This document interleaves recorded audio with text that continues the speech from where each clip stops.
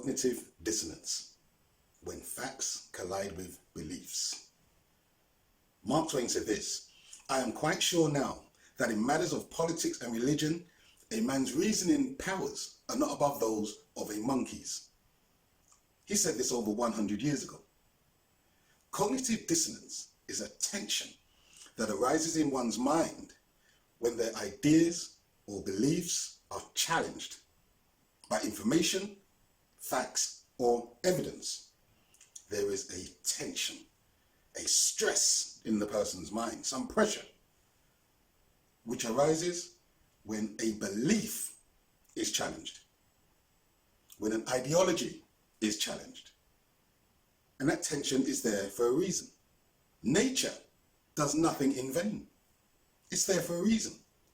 And so when someone experiences that tension, it's their mind trying to get their attention, to think about something that may be of value. It may not. But the mind is trying to get the individual to think. But when someone is presented with information which challenges their belief, a tension arises and it has to be resolved. And most people would rather reject that new information than face up to a truth.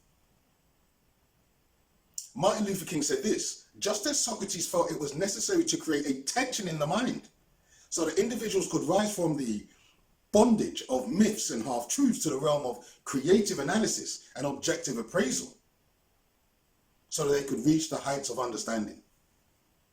Martin Luther King said this 50 years ago. He's talking about Socrates, the philosopher.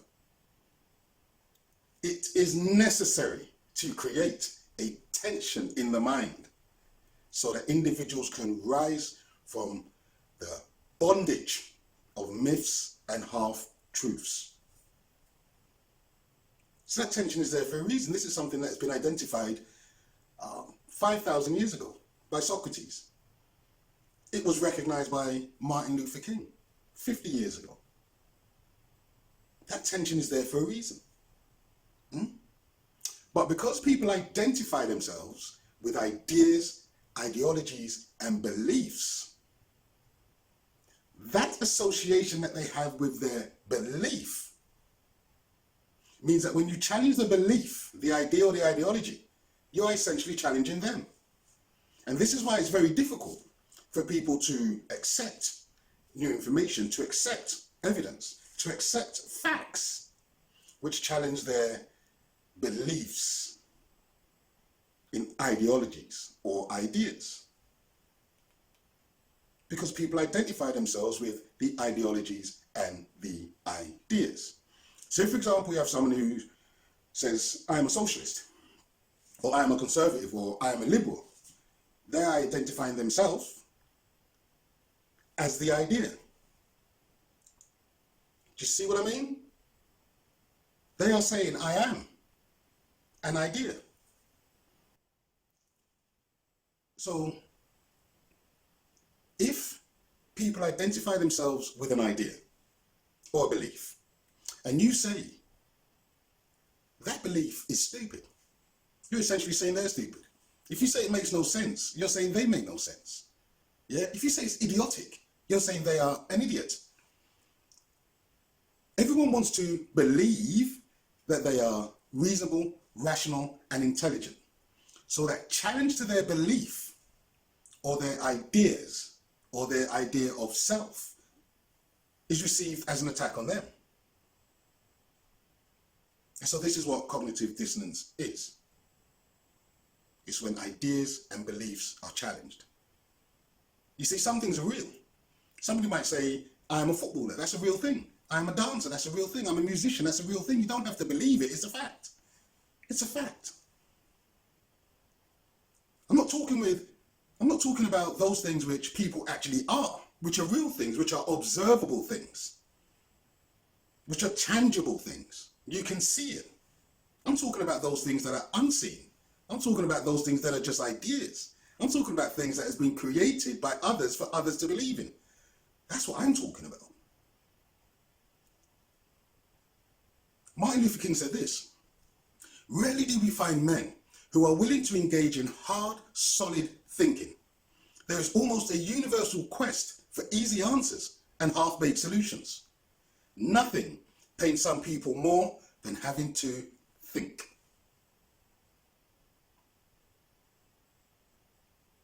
Nothing pains people more than having to think, because they would rather the easy answer. They would rather the easy solution. They would rather believe what everybody else believes. That feels comfortable. It makes them feel part of the in group. But there are different beliefs about different things. And so all of those beliefs cannot be right, or all of those beliefs cannot be truth, because they're just beliefs, they're just ideas. Socrates said this many, many years ago: only the knowledge that comes from the inside is the real, true knowledge. Only that which comes from within is the true knowledge. How do you get that knowledge? You review what it is you've been told to believe. You review ideas, ideology. You review beliefs. Do an objective assessment of what it is you believe, with no thought that I know what I believe is right, and so I'm going to conclude at the end of my analysis that I was right. That's not true thinking. That's not true thinking. True thinking is asking why.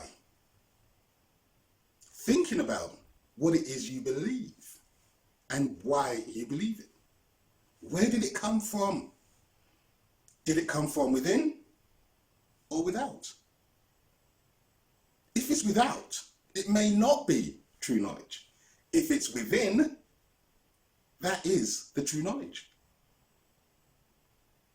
Philosophy is simply thinking, pure, true thinking. And so anyone can be a philosopher. All they have to do is think. It really is that simple. Everything is in the mind. The mind is extremely powerful. The mind is everything. The mind is everything. It's not the brain, it's the mind. The mind creates. The mind thinks. The mind observes. The mind considers all things. If you continue to believe as you've always believed, you will continue to act as you've always acted.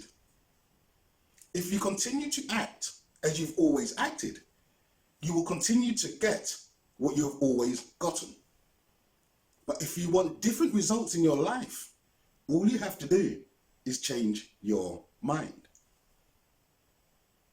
If you want different results in your life, all you have to do is change your mind. Thank you for watching. Please subscribe to my channel. Please share. And there's more videos coming soon.